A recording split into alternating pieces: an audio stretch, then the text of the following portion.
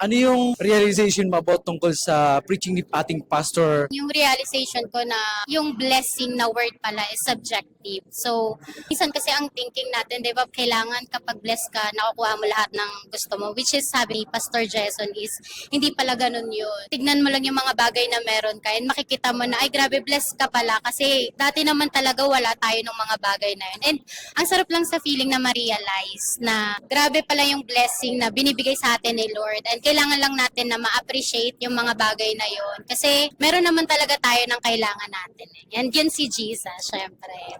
Problema sa akin is yung pag-share talaga natin kay Jesus Christ.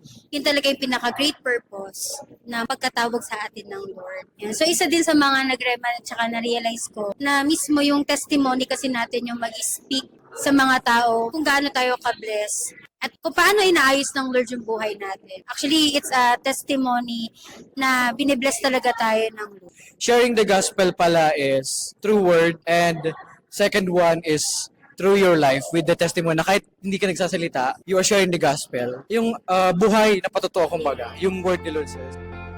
Hi everyone, it's our great pleasure to invite you and your family to join us this Sunday at 8 a.m. in our morning service and 1:30 in our afternoon service. See you there!